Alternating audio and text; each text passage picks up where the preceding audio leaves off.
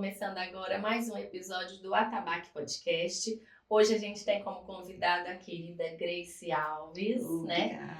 Que, para começar, é uma grande amiga, também historiadora, pedagoga, psicopedagoga e pós-graduada em políticas públicas da juventude. Achei chique. Agradecer por esse convite, estou me sentindo muito honrada, viu? Estar aqui na sua presença. Muito obrigada a todos vocês. Também fico muito honrada de ter aqui. Obrigada. Vamos lá. Então, né, seja bem-vinda. Obrigada. Lindona, como que você chegou na Umbanda, para começar?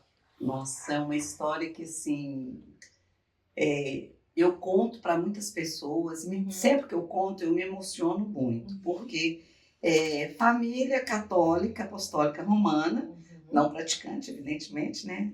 Batizada na igreja católica, crisma, aquela coisa toda. Porém, nessa questão mesmo que permeia o universo de nós brasileiros, da questão da colonização, de várias culturas diferenciadas, né? Mesmo os povos originários que tinham, né, os seus rituais e ritos, aí depois vêm os colonizadores portugueses e depois os nossos irmãos, né, africanos da África, oriundos da África. Então você tem uma miscigenação, né? Hoje em dia a gente não está nem usando muito mais a palavra sincretismo, porque ela está ficando num lugar cada vez mais assim, né, mais distante, porque eu acho que vai mais para além, né? Eu acredito que é uma miscigenação, né, de culturas, enfim. Mas aí, como boa brasileira, e eu me intitulo afro-indígena, eu sempre fui à igreja católica, à missa aos domingos, né? Missa dia das crianças, missa das crianças, enfim, com minha mãe, que ela fazia questão. Mas a gente vai crescendo, né? Vai tendo oportunidade de conhecer outras vertentes também, outras pessoas. E aí eu passei também por um tempo, achei muito interessante, eu li aquele livro Violetas da Janela. Eu acho que todo mundo que praticamente já foi em uma casa espírita deve ter entrado, a porta da frente foi Violetas na Janela. E principalmente que eu era adolescente na época que eu li, né? E eu me encantei por aquela doutrina, né? E isso me despertou para a questão da vida pós-morte, né? De processos reencarnatórios e uma série de outras coisas. E aí eu já fui em vários centros, me sentia muito bem, muito acolhida, percebia que era uma doutrina que ela não descriminalizava, né? Que ela era uma doutrina que incluía, muitas vezes diferente do cristianismo, não do cristianismo, mas desse catolicismo que nos foi colonizado literalmente, né? Que esse Deus que é um Deus punitivo, a questão do céu e do inferno, né? Que você está condicionado algumas vezes, né, para você ter um bom lugar ou um mau lugar. E esse processo ele passa pelo julgamento, talvez não de Deus, mas dos homens aqui, que colocam e criam suas próprias leis. E nesse sentido, dentro do kardecismo, eu me senti acolhida, né? Só que teve um momento que eu me distanciei também em função de questões pessoais, né, que a gente vai vivendo, questões familiares, separação. Então, foi um turbilhão de coisas. E aí eu me afastei. E com isso, eu tenho um filho, né, o mais velho, que é o Caio Dornelles, ele tem 36 anos hoje. Ele, desde os 15 anos, assim, ele era um tanto quanto rebelde, né? Dos três, eu tenho 3 filhos, a Bárbara, a Cecília e o Caio. E o Caio, uma pessoa extremamente amorosa, afetuosa, um filho, assim, maravilhoso, mas resolveu enveredar, né, por uns caminhos que todo adolescente, né, nessa fase está vulnerável. E com isso, foi muito desgastante para mim vê-lo naquele estágio, né, de sofrimento. Isso foram anos. Mas eu nunca perdi a fé, né? Nunca. E muitas vezes, né, principalmente lá no núcleo, as entidades, quando eu ia conversar e pedir um aconselhamento, aí praticamente todos diziam, oração de mãe abre porta do céu.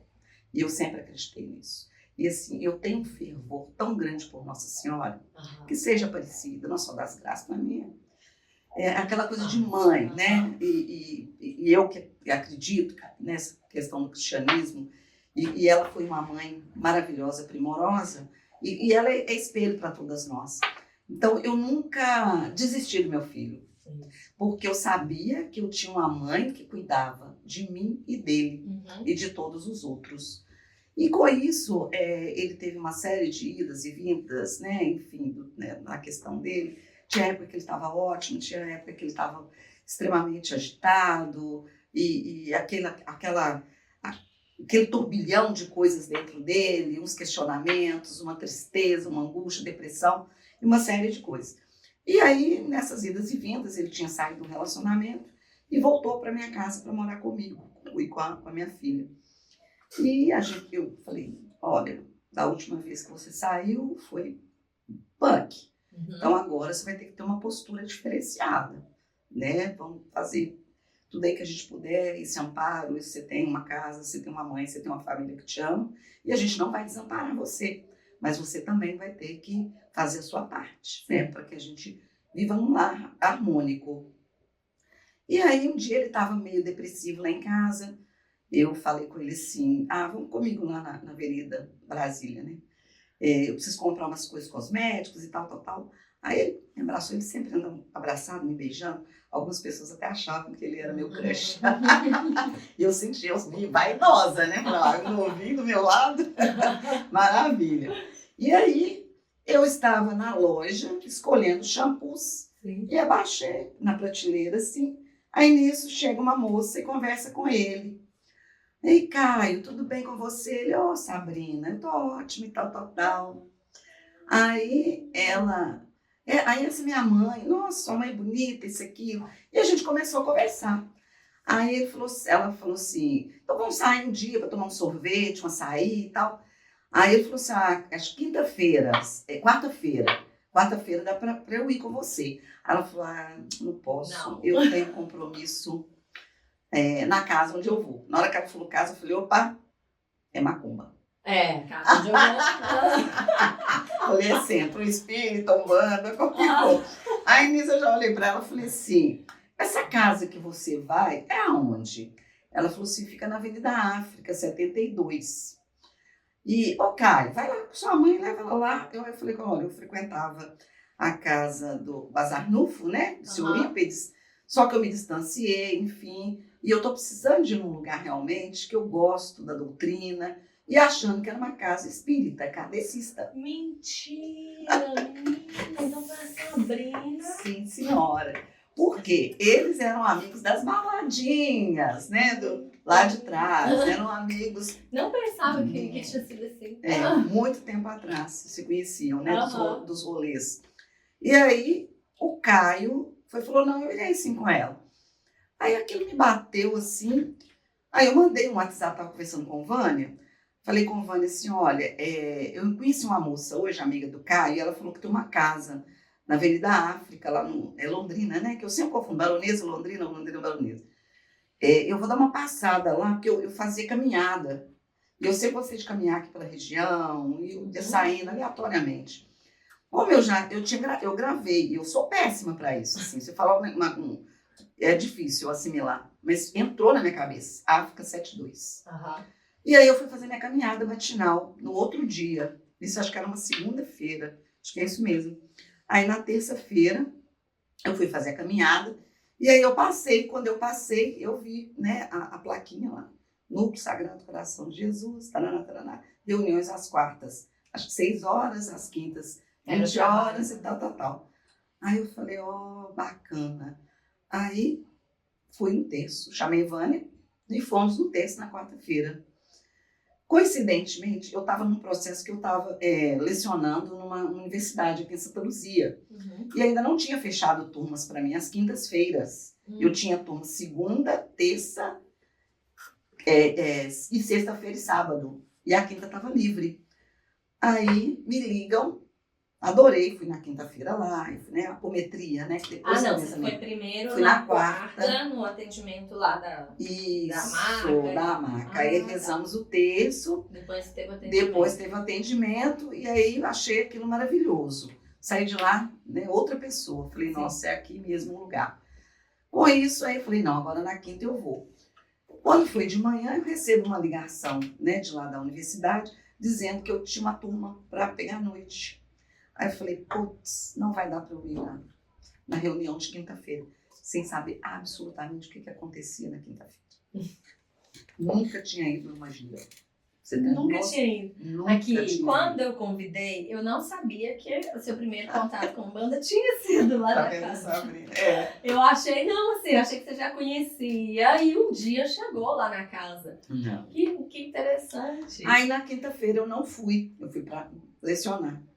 Quando foi na sexta-feira, a Vânia me liga e fala comigo. A gente chama uma de best friend, porque a gente fez um curso de inglês lá atrás e ficou essa coisa de my best, my best. E aí ela fala comigo, é o lugar, você vai adorar. E é lá embaixo que acontece, tem a gira, tem isso, aquilo é maravilhoso, uma casa bacana, uma energia boa, você vai amar. Eu falei, nossa, Best, agora eu tô com turmas às quintas-feiras, não vai dar para eu ir. É só quarta-feira. Aí ela falou, né, fazer o quê, né, amiga? Mas bom, pelo menos, né, a gente achou um lugar, enfim. E aí, o que aconteceu? Eu cheguei quinta, sexta, dei aula na quinta, dei aula na sexta, dei aula no sábado. Quando foi na segunda-feira, eles me avisam que a turma tinha caído. Tinha uma outra tutora que ficaria com a minha turma. E aí eu fui na semana seguinte, na quinta-feira. E aí não saí de lá mais. E isso já tem o quê? Acho que 4 anos, né? Mais? Tem mais, foi bem antes da pandemia. Antes da pandemia que a gente tinha esse atendimento das quartas por muito tempo, né? Pois é. E lá eu fiquei, estou até hoje. E eu tinha, vou te falar com muita sinceridade, eu tinha pavor de espírito. Principalmente alguém corporar na minha frente. Era uma coisa que eu ficava assim, eu não dou conta, eu não sei o que. Para mim era terrível, apesar de crer, né, ter todo um respeito, enfim. Mas é porque é aquilo, né, Paty? Quando a gente desconhece, a gente cria, né, um monte de estigmas, né? E aí voltando, né, nessa questão da historicidade, nós fomos dentro de uma sociedade, né, colonizada e colonial.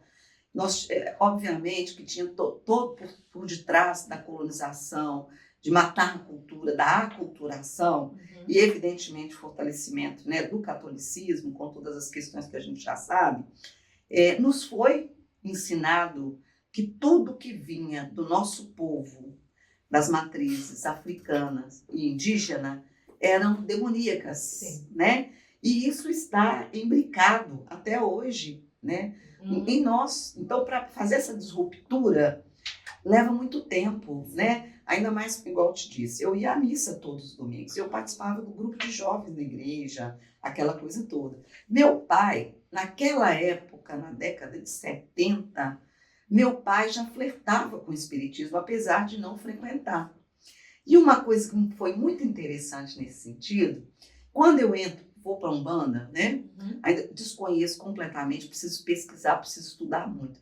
Eu falo que eu sou, eu respeito, eu não falo que eu sou umbandista, eu falo que eu estou umbandista, né? Porque você que tem muito tempo, né? Que já tem essa experiência, né? Que já contou pra gente, que é fantástica a sua história, como você chegou, né?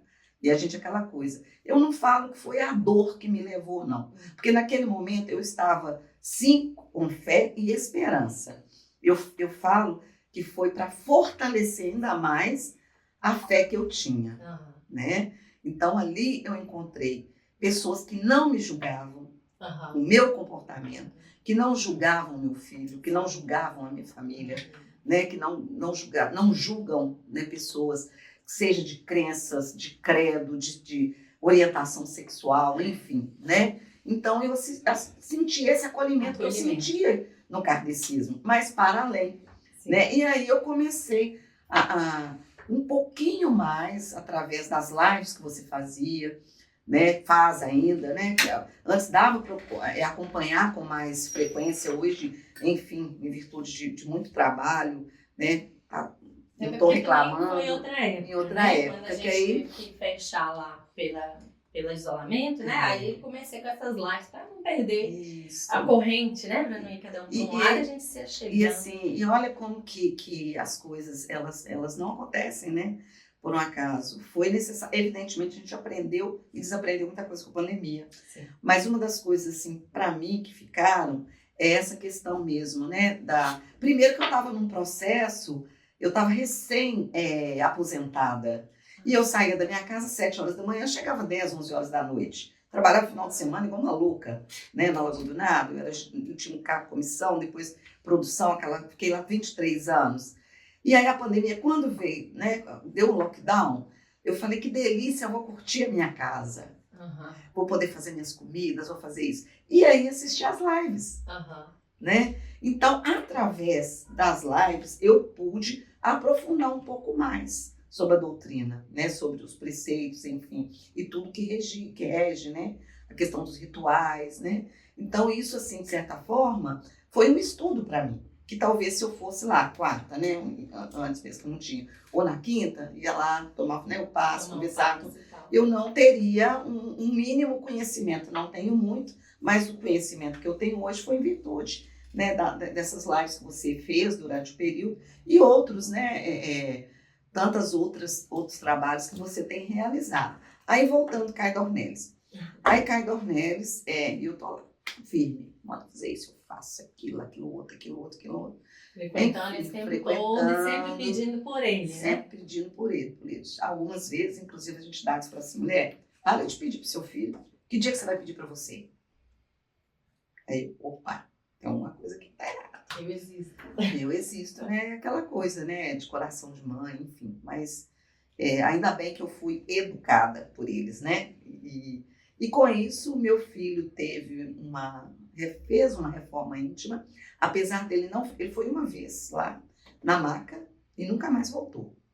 Nunca mais voltou. Com isso, eu não vou mencionar a pessoa, uma pessoa que eu levei, ela entrou no núcleo, ela ficou, lá ela se descobriu médium e ela está até hoje, ela trabalha. E faz um trabalho maravilhoso. E várias outras pessoas que foram chegando através do Caio e eu sendo esse portal.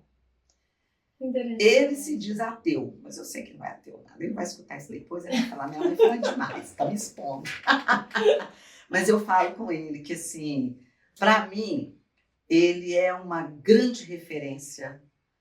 Primeiro, foi a minha fé, a minha busca, que evidentemente alcançou alguma coisa, transformou dentro dele e que ele viu que ele precisava verdadeiramente fazer uma mudança, né? Fazer uma reforma íntima.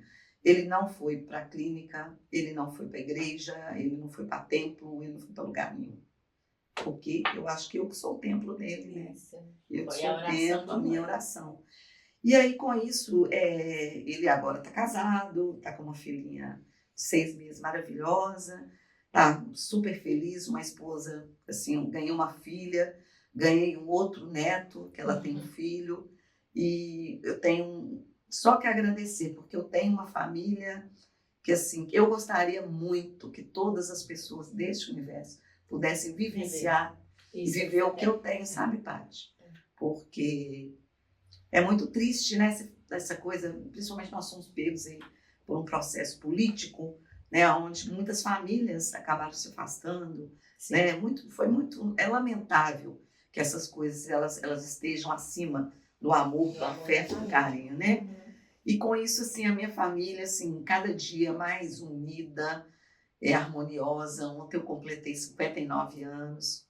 Meu filho mora em outra cidade, distante. Eu estive com ele domingo. Cheguei de uma viagem, fui para a casa dele. Ele fez um churrasco lá, uma festinha, nos reuniu. Falei, nem vai lá em casa, né? Aí de manhã, ontem a Cecília falou comigo, mãe, você não vai comemorar? Você adora aniversário? Falei, eu amo comemorar. Eu comemoro o mês inteiro. Eu sou a leonina. Sabe aquela pessoa que adora? Vou pra samba, vou pra isso, vou pra aquilo.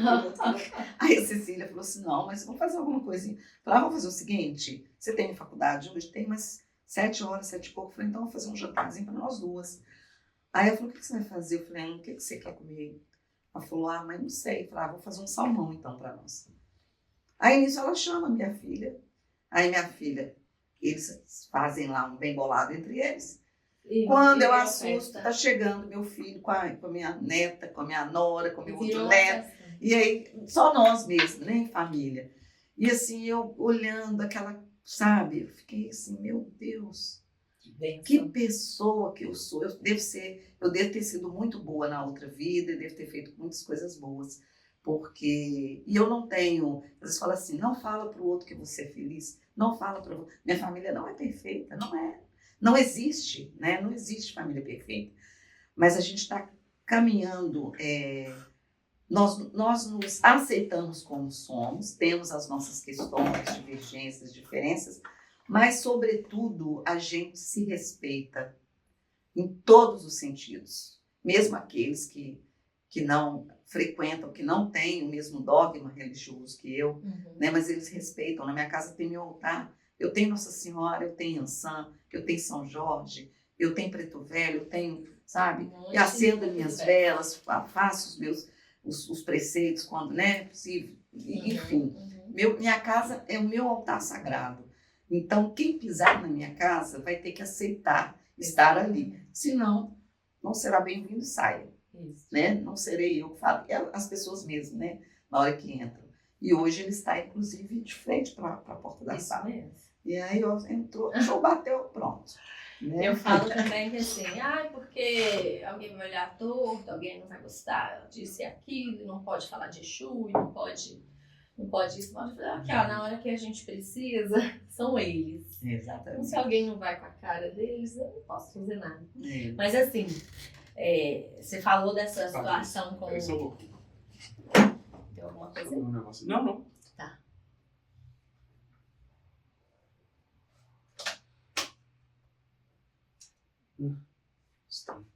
Tá. Tá apagado? Não, essa luz aqui, ela tá apagada, mas não tá... Tá atrapalhando? Não. Mas assim, você contou aqui dessa história ali, né? E agora ela contando assim, gente, que entrou e teve essa dificuldade, agora tá tudo bem. Parece que foi simples, mas eu não sabia que tinha sido seu primeiro contato, mas eu lembro muito bem da época que você estava tendo essas dificuldades, o tanto que isso era pesado para você. Muito. E assim, é um dos milagres da Umbanda. Sim. Porque a Umbanda tem milagre todo dia. Todo dia, a gente só não sai contando. Mas todo dia tem. E foi um período assim que você dava pra ver o coração de mãe, né? A gente vê que a mãe tá ali e tal. Aquela coisa, né? E a espiritualidade dando força e segurando, e você ficou esse tempo todo segurando a onda, e de repente as coisas fluíram, e hoje você vive nessa harmonia que eu fico admirada mesmo. Falo, gente, esse foi um dos milagres, porque para hoje estar nessa paz, a família que tá, que a gente conversa um pouquinho mais, eu sei, eu fico muito feliz, porque eu lembro que não foi tão simples assim. E tem uma outra questão também, né, Tati, que sempre quando você se predispõe a fazer algo diferente, ou começar, seja na igreja evangélica, seja no catolicismo, qualquer coisa que vai sair daquilo que é dentro da sua normalização, né, da normalidade, sempre acontece alguma coisa para você talvez também desistir. Sim. Os percalços, né? Porque, as provações. Exatamente, né? E nesse período, nessa transição de Caio, né, do meu filho, o que acontece? A Cecília adoece, né? Ela adoeceu e foi muito grave, né? E foi um período muito difícil, aonde novamente, mas eu estava lá firme. A minha fé não abalou em nada, porque se eu tivesse ouvido algumas outras pessoas, isso aconteceu com ela, porque você está indo na macumba, porque tem Exu, tem pombagira, tem isso, aquilo outro. Isso aí faz mal. Né? Falei, gente, mas aqui, eu simplesmente tapei meus ouvidos. Eu falei, não, é o que eu tenho que viver. Por quê? Não precisa de eu saber. Eu só sei que eu tenho que passar. Mas a minha fé, eu tenho certeza que a minha filha vai se curar. E se ela não tiver a cura, não vou dizer nem que não é meu merecimento, porque eu sou merecedora de tudo que eu tenho e muito mais. O universo está aí cheio de coisas para todos nós, né? Mas eu falei, a gente tem que lidar com as situações, né? sejam elas boas ou más, né? Enfim. E aí foi bem sofrido, né? Mas também foi uma guinada. Foi outro milagre. Outro milagre, Foi outro porque eu simplesmente, eu falei, não, eu sou uma pessoa que já passou por tanta coisa na minha vida. Perdi minha mãe com 11 anos de idade, meu pai, suicídio, meu irmão atropelado, só tragédia. Aí eu vou ficar ainda nesse lugar de vitimização, nunca foi meu lugar. Né? E sempre, tudo que aconteceu, óbvio, são perdas grandes, né? Que o luto é algo que assim, é só quem vive é que consegue mensurar a dor, para cada pessoa de uma forma, né? Mas mesmo assim, quando você olha para trás e tudo que você passou, e você vê que você consegue, né, não superar, mas que você consegue ir colocando aquilo na sua vida de uma forma que também não te impede de caminhar, mas que ao mesmo passo te motiva, e que você também, ao passo que você caminha, você leva várias outras pessoas juntamente atrás de você, né? Então, isso me fortaleceu muito. E assim, aí quando Cecília se curou e voltou, as coisas voltaram, foi que verdadeiramente também, que aí o Caio mexeu com ele. Mexeu muito. E a minha família já se amava e já era unida. Mas a doença da Cecília fez com que a gente ficasse assim, ó, um contra.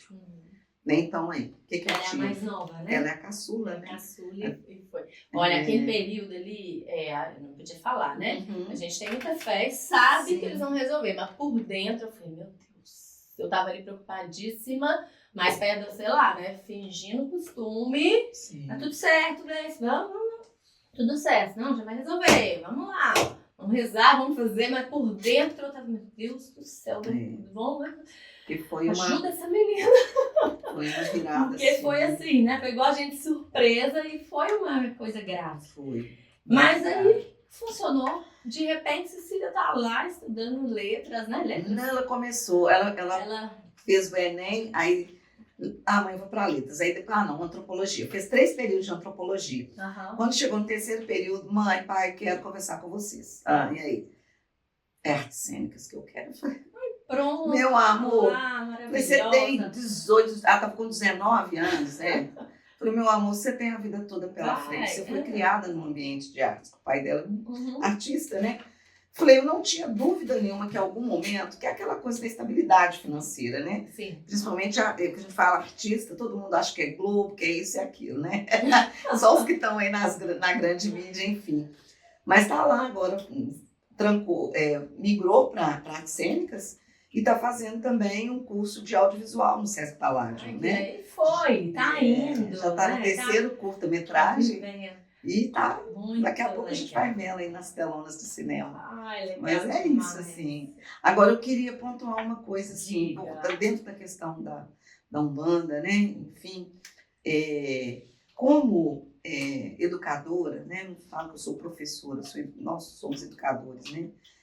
Quando no Brasil a gente tem, dentro da grade curricular, uma lei para que as escolas elas têm que se adequar à lei 10.649/2003, eu acho que é isso mesmo, 2003, que é o ensino das matrizes africanas e indígenas na grade curricular. Isso é lei. E como educadora, o que eu tenho visto? Muitas escolas trabalham a questão, o Tom fala muito isso, trabalhar a questão da consciência negra somente em novembro. Não. E nós temos uma lei que grande parte das escolas, elas não desenvolvem, não trabalham essa lei dentro das escolas. Por questões de preconceito, por desconhecerem as nossas matrizes, né, as nossas origens afro-indígenas.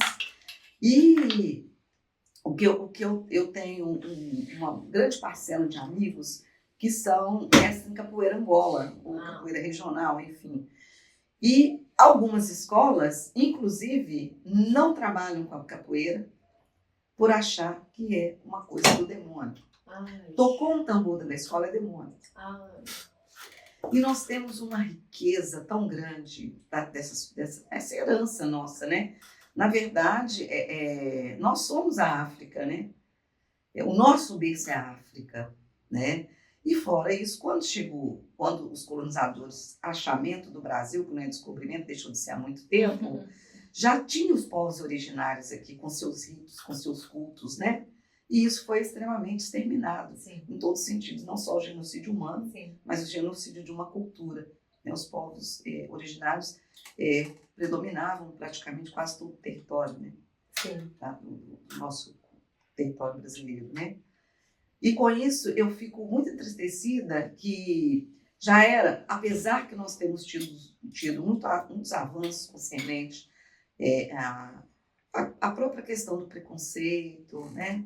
Ainda assim a gente vê terreiros sendo Até profanados, isso, né? Quebra-se santos, derruba-se casas de umbanda, de candomblé, enfim. Mas a essência mesmo, ela não esse preconceito ele é tão grande, mas ele é tão grande que mesmo se tendo uma lei para se tentar minimizar nessa questão, ainda assim nós temos alguns gestores, coordenadores que não admitem de maneira alguma que essa temática, né, tão importante, que inclusive para diminuir a questão do preconceito, seja trabalhado dentro da sala de aula. Ainda tem que ser uma briga, né? Ainda tem que ser é muito difícil. Essa muito, questão muito. É tão séria. É sério Muito essa sério. questão de terreiros que são destruídos. As pessoas fazem isso e fazem gestos, né? De racismo, e fazem tudo isso na frente das câmeras. Exatamente. De tão grande que é esse preconceito, né? Essa situação. Eles fazem na frente das câmeras. E aí, hoje você tem a lei, por exemplo, né, da questão do racismo, né? Mas nunca é racismo. Né? A gente vê várias cenas assim, horrorosas, seja de agressividade mesmo, né, de agressão física. Né? Eu falo que é um preconceito estrutural, né, que vem de um racismo estrutural, né, e que vem perdurando. É óbvio que a gente já comentou muito. Hoje, por exemplo, eu tranquilamente eu falo, né, eu estou na Umbanda, eu uso a minha guia. Sim. Né, eu tenho as minhas guias, tenho a minha proteção. Eu não escondo de ninguém. Sim, né? Se talvez, não sei, 10, 15 anos atrás, eu não falaria. Sim. Como muitos, inclusive, ainda assim, né, não falam, né? Mas eu sou uma pessoa que esperançar é um verbo que eu adoro usar. Então, eu tenho muita esperança que a gente vai conseguir, neste país, a gente minimizar ou até mesmo deixar de existir, sabe? Porque quando é aquilo que eu disse no início, quando você conhece, você só não respeita aquilo que você não conhece. A partir do momento, porque nós temos, porque tudo que é da nossa ancestralidade, aí ficou nesse lugar da contribuição meramente gastronômica, algumas palavras que nós usamos no nosso vocabulário, que seja dos povos originários, né? Ou dos afrodescendentes, isso aí tem valia. Aí a dança, só a capoeira, isso é muito mais. Muito mais. Vai muito mais além do que isso, né? A própria questão dos orixás. Né? Olha, a gente não poder falar orixá, né? Isso. Falar nome de santo, porque não podia nem falar. Você quer algo mais maravilhoso do que a natureza e esse orixá? E essa é uma coisa só. E aí você não polui rios. Exatamente. Você preserva, você tem um ar melhor, você tem uma qualidade de vida melhor, você tem alimentos melhores. Por quê? A terra, ela é sagrada. Ela é sagrada, né? E aí, quando eu comecei, eu falei, gente, olha que coisa. E lá, aí eles vêm, tem que esconder o seu culto. Quantas vezes, né, a gente está agora nesse mês, várias festividades de Nossa Senhora do Rosário, de São Benedito, né, com que, inclusive, eles fazem um genocídio da cultura da questão, né, da religiosidade, em detrimento, né, de se sentir melhor ou superior, que a minha religião é melhor do que a sua, e mata, sabe? Não mata, né? Óbvio que não, porque nós somos símbolos de resistência, né? Por isso que a gente está aqui até hoje, inclusive falando sobre essa temática. Mas o de mais belo, tudo é belo, a capoeira é bela, a contribuição na gastronomia é bela, a literatura, o cinema, vai muito mais além. Vai. Né? E aí, de certa forma, a mídia também, ela se apropria desse ideário, desse padrão estético de beleza, né? Eu me lembro, minha mãe, eu já sou filha temporânea, né? A minha mãe, mulher negra, ela não tinha um batom que combinasse com o tom de pele dela. Nossa. Ela passava pó de arroz. Aí ficava aquela coisa. Não dá. Né? Shampoo, não tinha shampoo, não tinha. Então, isso é um processo que a gente vê que, querendo ou não, evidentemente, que né, você como publicitária, você vai saber também, né? Não estou dizendo nenhuma novidade aqui. Me corrija se eu estiver errado. Mas também viram, peraí, aqui tem um público, um público negro que consome. Sim. Né? E até então, antes, você tinha que ter uma cota para ter na publicidade ou uma criança negra, ou um homem negro, ou uma mulher negra. E olha lá, né? E olha lá. O próprio papel na TV mesmo. Exatamente. Então, assim, só que chega uma hora, eu ouço isso muito também nos encontros que eu vou, né, com várias, esse final de semana mesmo, nós estávamos num evento em Itaúna, né, então com várias mães de santo, mestre de capoeira e tal. Aí tem uma hora também que a gente fala assim, poxa vida, a gente o tempo todo batendo na porta, é resistência, é autoafirmação, é isso, aquilo outro, aquilo outro. E se a gente vacila, aí a coisa piora, né? Então, assim, isso me entristece, mas ao mesmo tempo, como eu falei, não me tira a esperança de que nós tenhamos mesmo, né? Um mundo, né? Mais igualitário, sim, mais empático, mais afetuoso. É essa né? a ideia, né? A Umbanda vem com essa ideia de amor. união e lembra sempre, né? É a questão da tribo ali. A gente tem esse aprendizado. Para todo mundo tá, né? Um tá bem, todo mundo tem que estar bem. Tem como eu ficar bem na minha tribo e todo mundo não tá. Então, por isso que a gente tem essa união e tá sempre ali um pelo outro.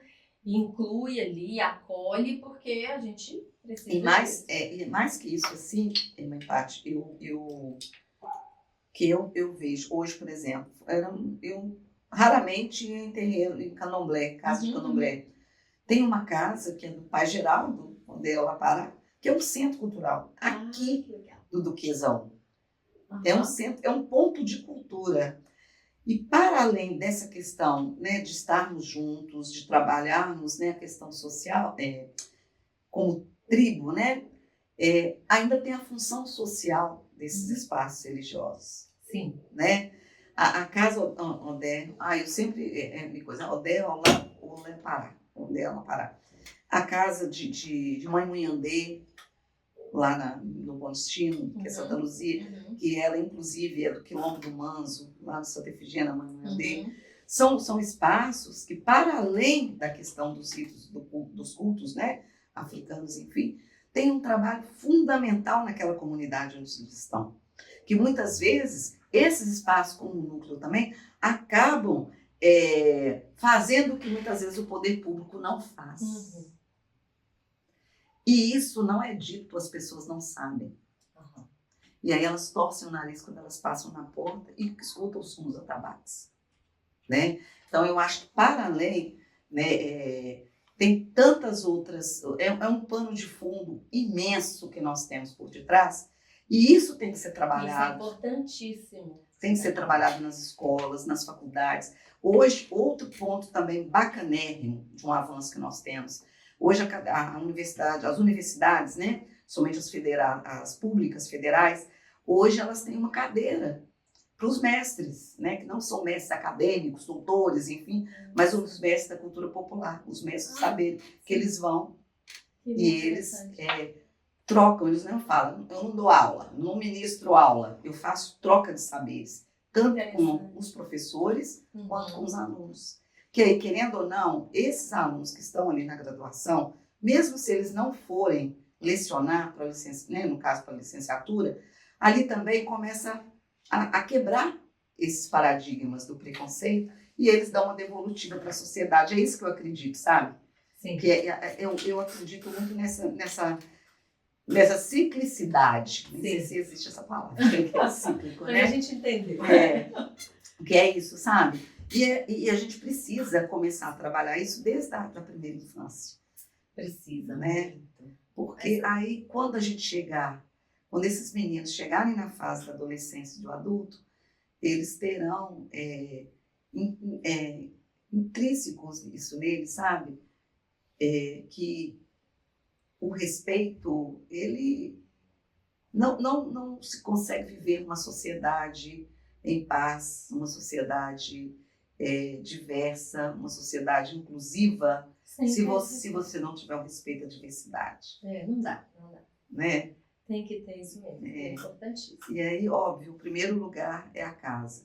Né? A escola não educa. Eu cansava de falar isso com algumas pessoas. Porque às vezes a escola até tá num movimento, mas os pais interferem, falam, não quero que meu filho viva isso. Exatamente. Que são situações que a gente já viu acontecendo. Tá? Uma criança, ela não nasce racista, preconceituosa, intolerante. Né? Ela, no meio que ela está, ali é que isso vai fomentar ou não. Né? Então, eu acho que tá faltando isso, sabe? Principalmente. E aí as pessoas são ignorantes, de ignorar mesmo. Né? Como eu na graduação, eu tinha turma de História, Geografia e Pedagogia. E grande parte das minhas alunas, assim, maravilhosas, mulheres, assim, batalhadoras. Eu não gosto de falar que ninguém é guerreiro, não. Tem de guerrear, já diga. Não, já deu. Gosto, não. Mulheres de fibra, né? Uhum.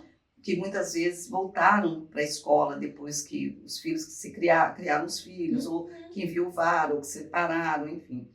Mas que muitas delas ainda estão muito lá presas nas questões doutrinárias, e principalmente, né, seja do pastor, seja do pai de santo, seja do padre, e ali se formam, vão para as salas de aula, e dentro das salas de aula reproduz o que aquele, né, sacerdote, entre aspas, ensinou, né? E não conseguem fazer essa divisão, né? E nem quer, muitas vezes não aprofunda. Outras, assim, show mesmo. E abre, né, a academia. Eu acho que todas as pessoas teriam, se quisessem, né? Não é uma obrigação, não é que você fica mais inteligente, menos inteligente. Não é, porque o negócio, assim, muitas vezes a gente não tem um direcionamento. E a partir do momento que você está com um grupo, se a gente está em tribo, são pessoas diversas, com olhares diferenciados. E aí você tem o outro como referência também. Sim. E dá um... E você expande a consciência, né? Para expandir, você exatamente. tem que abrir espaço. E hoje, assim, eu tenho ainda 2 grupos, né? E já tem 4 anos, 2002 que eu não leciono, né, desde então. E que a gente tem um grupo que permanece e as trocas são fabulosas. E muitas vezes eu peço o que eu preciso. Gente, eu estou precisando de uma orientação disso. Ô, Grace, tal lugar tem tal livro, isso aqui, e elas também da mesma forma. Isso é tão gratificante, mas é tão gratificante, que eu fico assim, oh meu Deus, tomara que todas que passaram, não só, né, que a gente teve essa troca, mas outras também, possam estar desenvolvendo, né, em loco nas suas escolas, nas creches, enfim, ou nas suas igrejas, ou onde elas estiverem, né, contribuindo e colaborando para que essa formação, né, lá na base, né, dessas crianças, que essas crianças elas tenham verdadeiramente conhecimento outra cabeça do que é da criação. as nossas culturas, né? Sim. Que não é uma só, são as culturas, né? Sim. E é maravilhoso, é muito bonito, a gente é muito rico. Com certeza, muita coisa. Uma das coisas que, falando disso, né, da riqueza, e a gente fala de orixá, e eu vejo que uma das questões muito importante que a gente também aprende com os orixás, não só a questão de ser natureza e respeitar a natureza, é de que a natureza é próspera. Não tem base o orixá vir com essa energia de tanta riqueza, tanta prosperidade, e a gente ficar ali vibrando, né?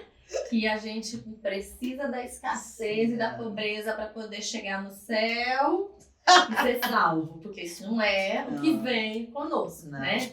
Não é da nossa Não é da nossa natureza, não tem como. Eu costumo ter ainda bem que eu estou conseguindo fazer essa expansão. Aham. Eu falo assim, se eu tenho R$ 2 na minha conta bancária, eu falo que eu estou rica. Caiu mais alguns reais, eu falo que eu estou milionária.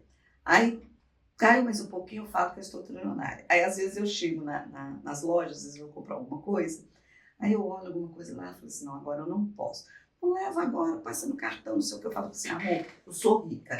Mas na hora que eu tiver milionária, eu volto aqui e compro. As meninas, como assim? E aí elas caem na gargalhada, as balconistas. E isso eu falo, não, eu sou P. Eu não falo mais. Sim, é você falar, sou rica, sou milionária, mesmo que seja assim, brincando, mas sem pesar. Eu tô Eu vou pro inferno se eu falar que eu sou milionária. Não, a gente está lidando com o orixá, está aprendendo sobre o orixá.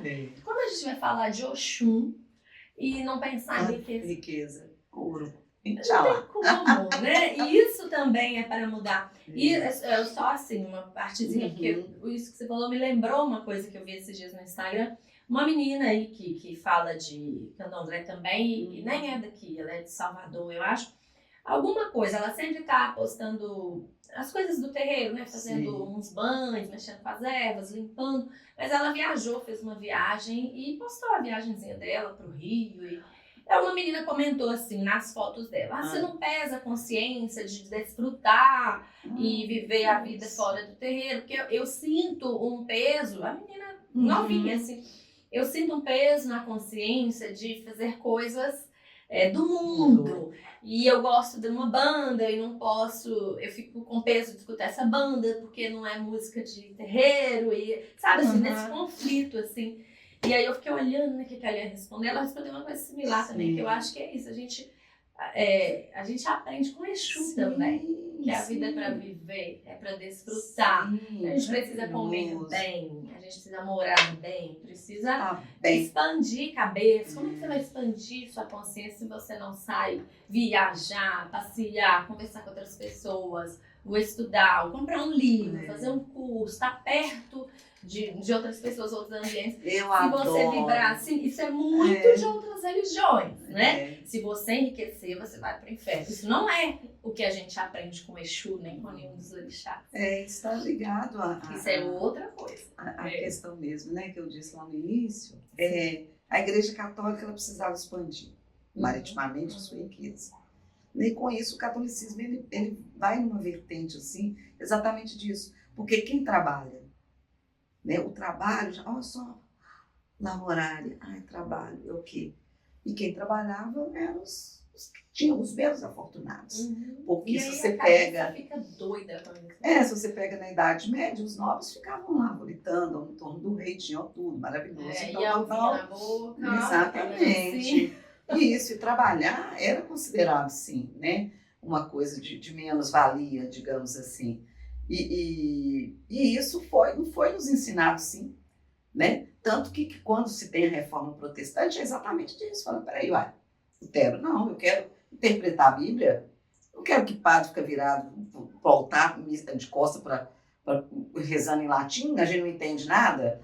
Né? Aquela coisa do quando você tem conhecimento, aí você fala, peraí. Aí você começa a questionar. Isso que é tão importante. Então, deixa esse povinho aí desse jeito, né? E aí a cultura, e aí o dinheiro, né, é profano. E isso foi incutido em nós. E a cabeça fica ali maluquinha, porque você não sabe para que lado que você vai, que você vai. Você comentou isso aí eu vi um dia também uma dessas, ela já é uma senhora, não é Regina Tavares, não é uma outra, que eu nem sigo, não. Mas como a gente começa nos lugares de ver, você gosta dela, né? Eu gosto da Regina muito. É dela e do Ricardo Melo e do Clinge, do Sandro. Adoro o Sandro. Aí ela falando, olha, eu não fui uma pessoa pobre, mas, né, não tinha condições assim de fazer uma viagem, né, de uma praia, família, aquela coisa toda, clube e tal. Hoje eu tenho uma vida próspera. A minha mãe já é uma senhora de quase 80 anos de idade. E eu falei, vou viajar com a minha mãe. Aí fiz a reserva num resort maravilhoso no Nordeste, tal. Avião, tarará, fui com a minha mãe. A minha mãe não relaxava. Porque toda hora ela virava para mim e falava assim, mas se fulano tivesse aqui? Ai, meu Deus. Ah, isso aqui não é para mim, não. Eu não mereço isso aqui, não. Ai, coitada. Ah, não sei o quê. Eu falei, entendo que é uma senhora, Até tirar, né? Até tirar. Mas eu falei, olha, quando eu viajo, sinceramente, eu sinto saudade dos meus filhos, sinto saudade dos meus pets, mas na hora que eu estou na minha viagem, eu estou. Aquele momento é meu. Isso. De sentar, de estudar o mar e tal, e mesmo, adoro voar. Fiz a minha primeira viagem de avião, já estava com 45 anos. Era a coisa que eu mais sonhava. E foi exatamente igual no meu sonho. A mesma sensação. Uhum. E eu procuro usufruir de tudo, porque eu falo, eu sou merecedora. Isso. Eu sou merecedora. Eu entendo que eu sou e eu estimulo todo mundo a fazer também. Falo, vai, se alguém fala, tô pensando em viajar, eu falo, vai, viaja, aproveita, conhece tudo, vai mesmo. Porque é isso que expande a gente. E a gente volta diferente, né? Quando a gente viaja, a gente volta com uma outra mente, a gente consegue sair desse lugar, né? Porque às vezes a gente está tão envolvido, trabalho, casa, família, e a gente muitas vezes também não se vê.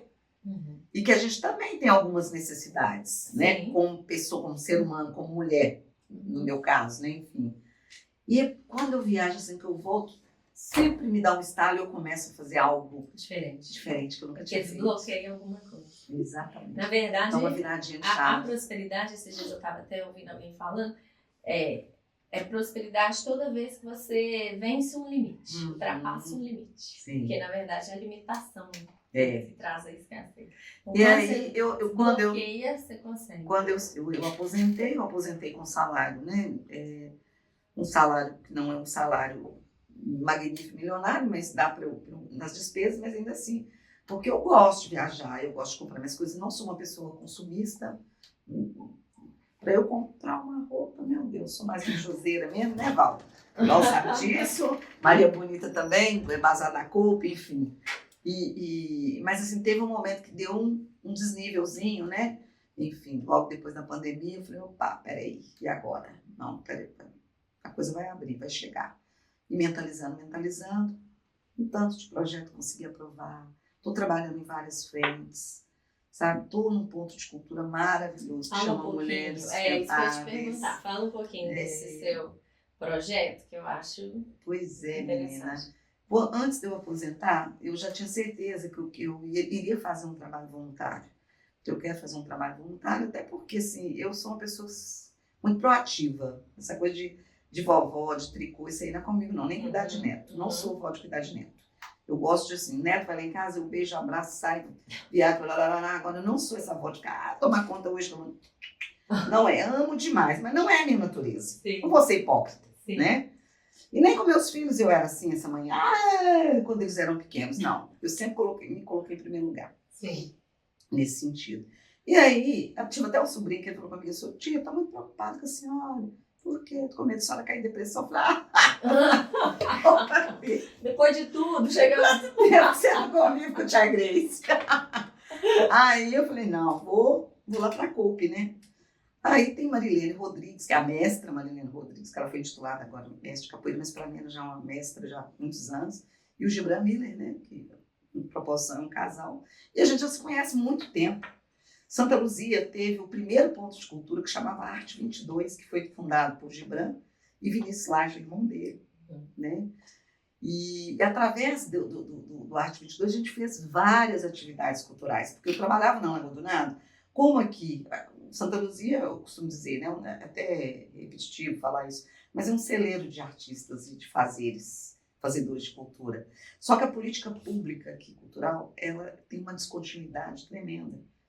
Porque começa um gestor, aí vem outro. E o que na minha concepção, tá? Não estou dizendo que é o ideal, mas o parâmetro que eu tenho é Belo Horizonte. E eu estive na construção de uma política pública bastante sólida, né, em Belo Horizonte, que reverbera hoje, inclusive, de tudo que Belo Horizonte vive, a referência que ela é. E aí esses meninos, todos que eram meninos, 14, 15, 17 anos, aqui dentro, eles não... os doidinhos, maluquinhos, eles iam para a Lagoa do Nado. E lá eles começaram a faziam várias oficinas. Né? Então eles foram, querendo ou não, sendo inseridos num processo dentro da política, entendendo a política pública, como ela funciona. E aí eles começam, né? Obviamente que eles já tinham conhecimentos. Eu falo que eu tenho conhecimento empírico, né? A gente já nasce com ele. Sim. Basta algo assim, tum, que de repente ele aflora. E como eles, grande parte desses adolescentes, eles vinham de famílias circenses, famílias de músicos, de artistas, eles já tinham essa veia. Uhum. Né? Mas lá na Lagoa do Nada a gente pôde encontrar vários. E aí eles fundam o Ponto de Cultura daqui. E a gente sempre trabalhando, eu sempre trabalhei com eles. E já existia a CUP. Uhum. Né? Eu já ia na CUP muitos anos, já conheci Marilene lá na Lagoa do Nada, mestra Marilene, em 98, todos eles. E a gente sempre fazia atividades culturais juntas. Quando eu aposento, a Marilene me pergunta se eu tinha interesse em ocupar algum cargo na diretoria da CUP com ela. E tal, eu falei, eu topo, eu não tenho essa disponibilidade de ficar segunda a sexta. Eu falei, eu estou aposentada, né? Eu quero também curtir minhas coisas, enfim. Ela, não tem problema, não, é muito suave e tudo. E aí, já tinha, pra você ter uma ideia, aí eu tenho que fazer uma retrospectiva para você entender. Antes do Arte 22, tinha uma chácara ali naquele conjunto habitacional, quando sai do BH Novo, à direita, não sei se você lembra, uma chácara abandonada na esquina, onde tem um condomínio hoje. Uhum. Essa senhora era uma senhora que era dona da chácara, parece que ela estava em Portugal e a chácara estava abandonada. E esses adolescentes entram em contato com ela e perguntam para ela se eles não podiam ocupar a chácara com arte e cultura. E lá monta-se a Chácara da Arte, onde a gente desenvolvia toda uma ação cultural ali. Contação de história, biblioteca, roda de conversa, tarará, ciclo. Tinha uma piscina enorme vazia que a gente fazia os brinquedos e brincadeiras com as crianças. E tinha uma gangorra enorme, aquela coisa assim, linda, lúdica, né? E aí, ali na Chácara da Arte, nasce um projeto que chama Presença Feminina.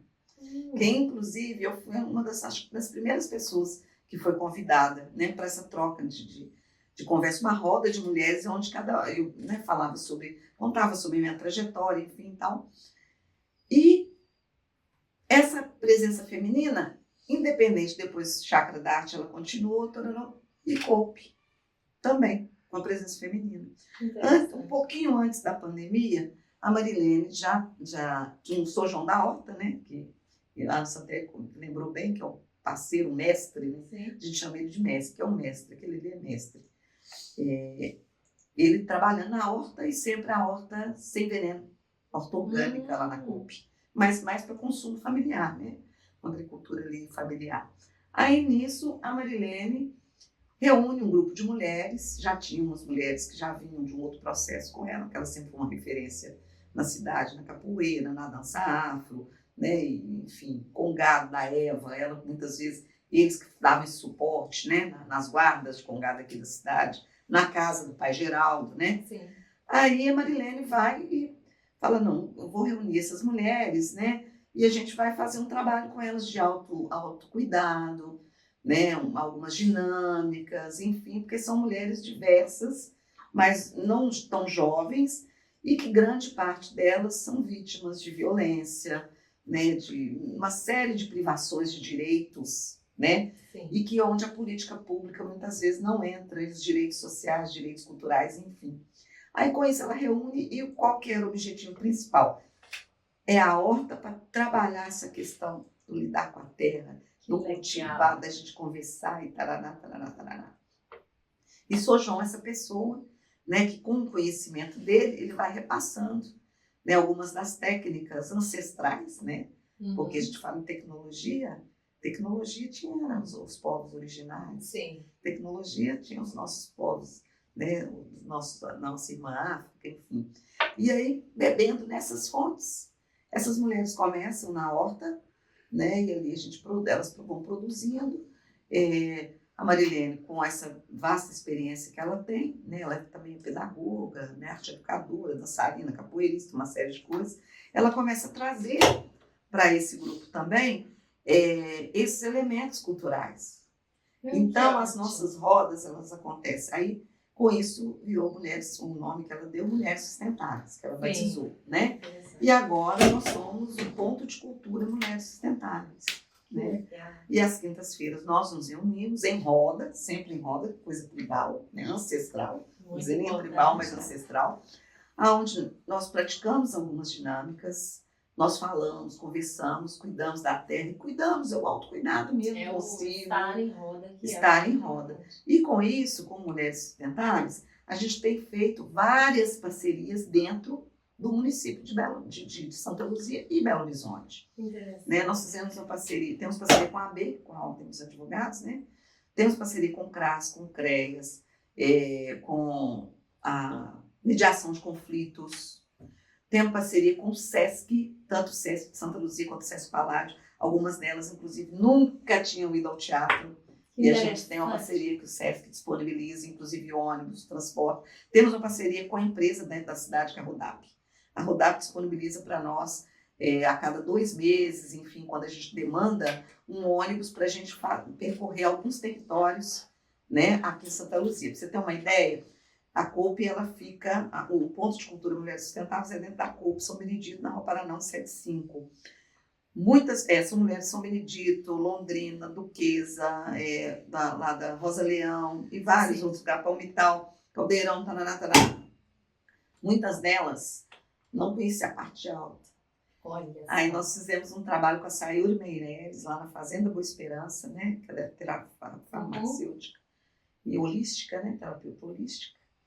E a gente você vai lá, faz o reiki com ela. Então, assim, a gente está ampliando. E agora, com essa questão da volta do Ministério da Cultura, a gente está conseguindo os recursos, porque o trabalho nosso é todo voluntário, totalmente voluntário. Só que a gente agora, por exemplo, ganhamos um prêmio de biblioteca do MINC, né?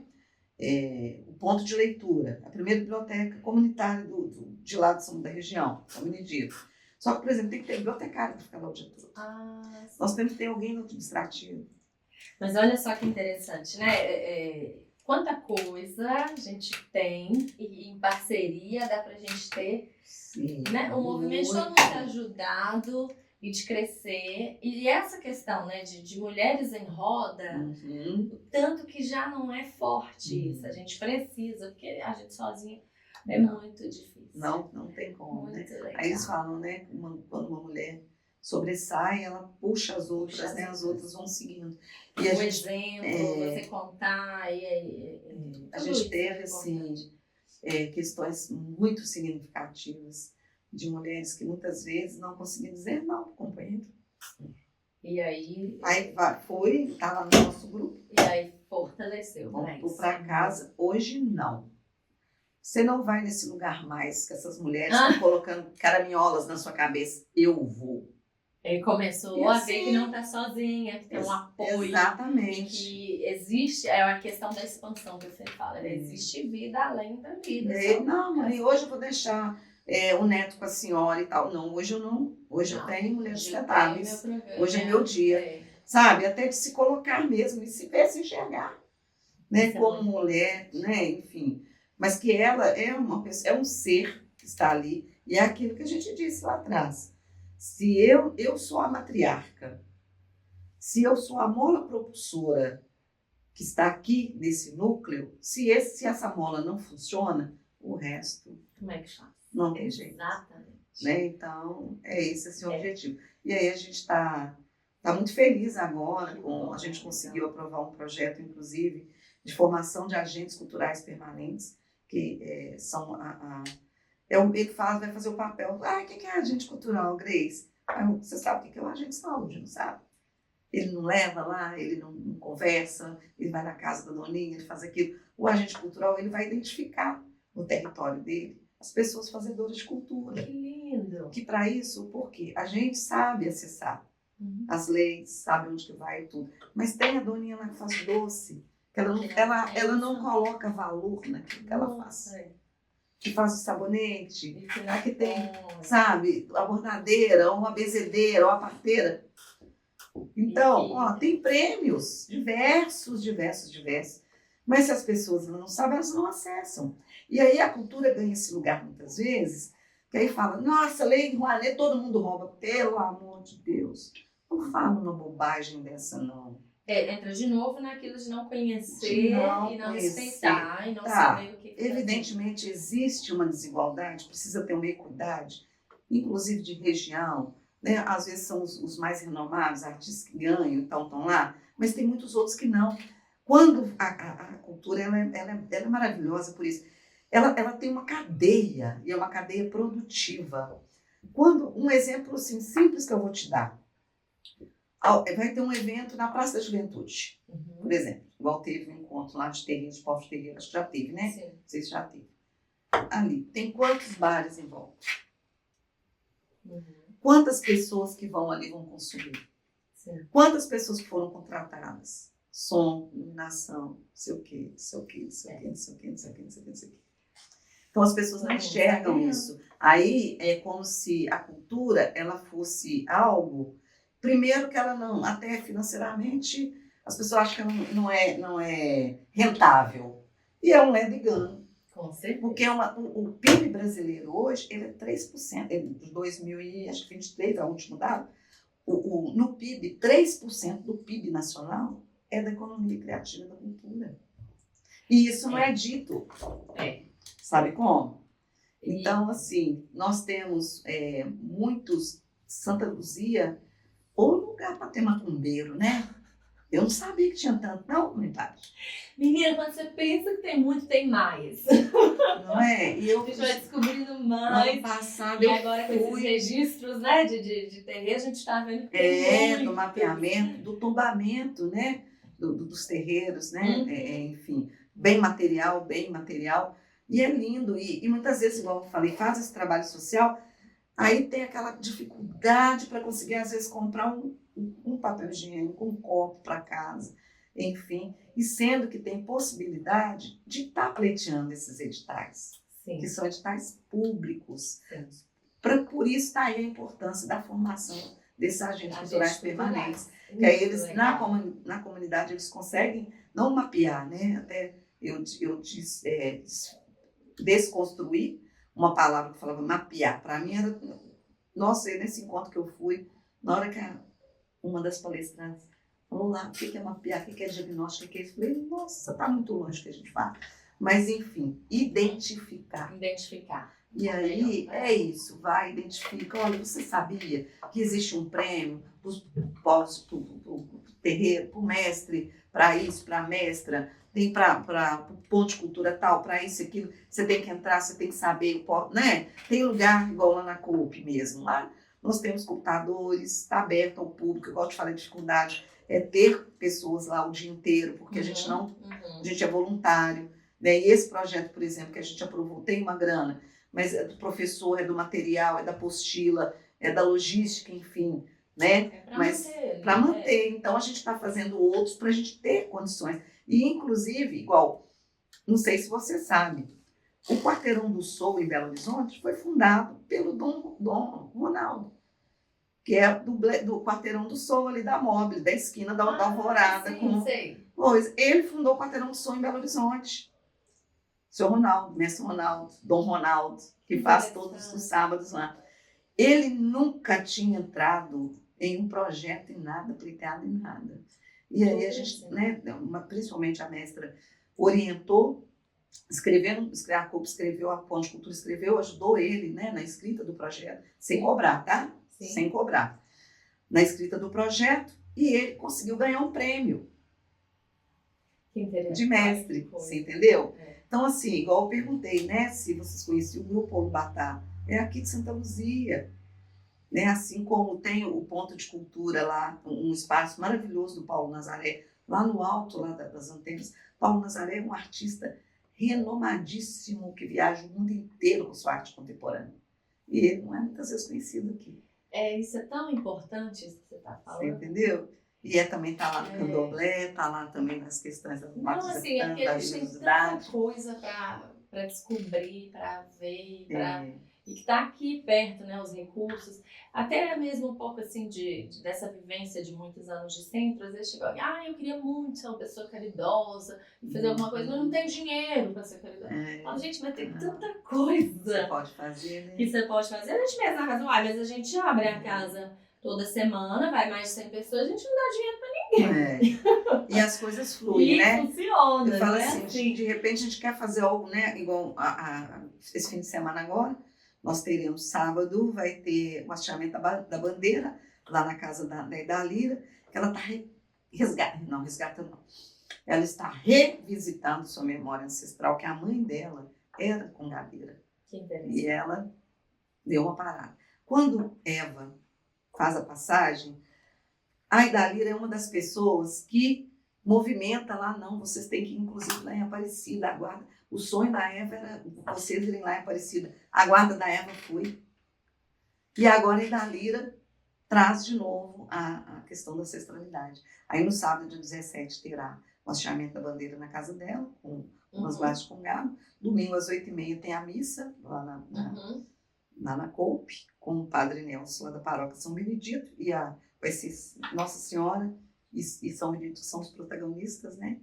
E vai ter o almoço das guardas lá. Olha que bacana. Muito legal isso. Não é? Então, é isso. E muitas das nossas companheiras que estão lá, né, que estão no grupo são evangélicos, são católicos, são isso, aquilo. E todo mundo está ali, ajudando a fazer a festa acontecer, sabendo da importância. Sabe como? E isso é maravilhoso pra gente, né? Maravilhoso. Acho que a gente já está no finalzinho. Sim, eu assim, ai, que pena. Eu falo demais. Não, eu te agradeço muito eu mesmo. agradeço. Você trouxe coisas maravilhosas aqui para nós. Nossa, esse conhecimento todo sobre, né, tantos grupos, tantas pessoas, essa questão das leis, dos direitos, dessas situações todas que passa despercebido para nós e a gente fica às vezes nessa correria de fazer alguma coisa e não sabe para que lado vai, ser muito importante.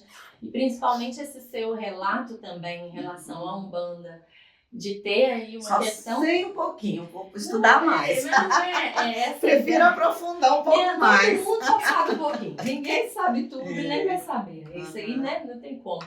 Mas assim, você vir com essa energia toda, com essa cultura toda e contar da sua família e do seu filho, que é uma coisa íntima, e mostrar que, tipo assim, eu passei isso tudo, mas tô aqui, tá tudo bem, deu certo.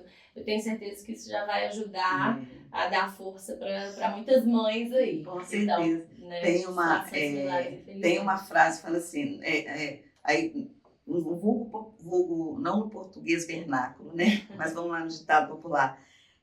Nós é que nem bambu, nós enverga, mas não quebra. Isso. Não tem isso? E aí, juntou que eu sou o quê? Fila de Ançã. Maravilhosa demais. Obrigada. Gratidão. Eu que agradeço pela oportunidade, agradecer o Alisson, viu? Agradecer a Kátia. É a Alisson mesmo, né? A Alisson. Agradecer a Kátia, todo mundo e assim, prosperidade sempre e a Umbanda para a vida tem transformado muitas vidas. Transformou a minha vida e vai transformar de muitas outras pessoas, tenho certeza. Que bom, que bom. Felicidades para você. Obrigada. Um axé. A todos também, muita gratidão, muita axé, saravá. Saravá.